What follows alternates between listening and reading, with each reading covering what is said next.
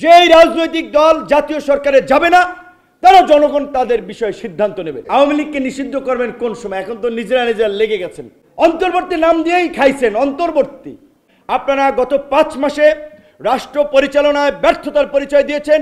অভ্যুত্থানের পরপরই বিভিন্ন শ্রেণী গোষ্ঠীর মানুষ, পেশার মানুষ তাদের দাবি দেওয়া নিয়ে আন্দোলন করছে, ঘেরাও করছে। সেই পুরানো সময়ের মতোই, পুরানো চিত্রের মতোই কোথাও কোথাও পুলিশের সাথে পিকেটিং হচ্ছে, ধাওয়া পাল্টা দেওয়া হচ্ছে, টিয়ারশেল নিক্ষেপ হচ্ছে।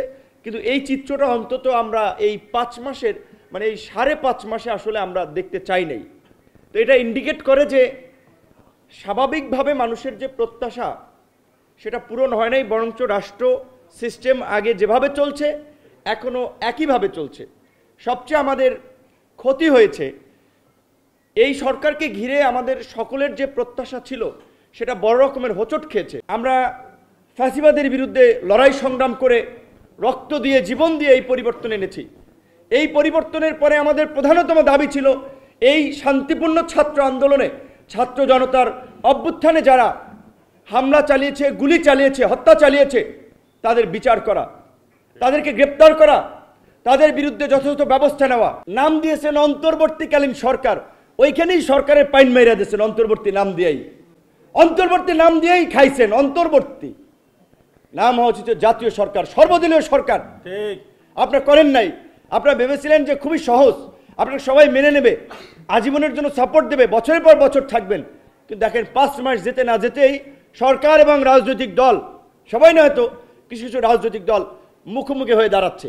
এখন এই অবস্থা যদি চলতে থাকে তাহলে আওয়ামী লীগকে নিষিদ্ধ করা লাগবে না। আওয়ামী লীগ এই আপনাদের এই ঝগড়াঝাঁটি, এই বিভাজনই আওয়ামী লীগের পুনর্বাসনের সুযোগ করে দিবে।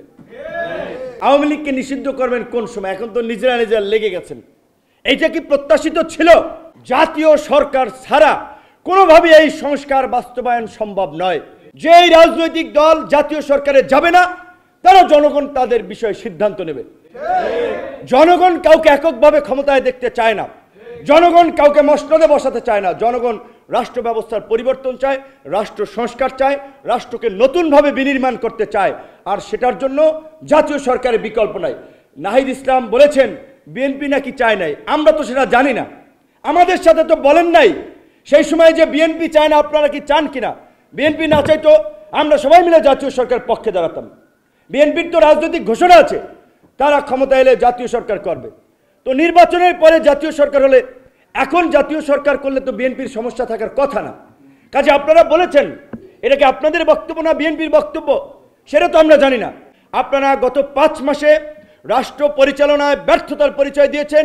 অনতিবিলম্বে উপদেষ্টা পরিষদ পুনর্গঠন করেন এবং সমস্ত রাজনৈতিক দল, আন্দোলনের অংশীজন, নাগরিক সমাজ সহ সবার সাথে আলাপ আলোচনা করে জাতীয় ঐক্য এবং সংহতির মাধ্যমে আগামীর বাংলাদেশ বিনির্মাণে জাতীয় সরকার গঠন করেন।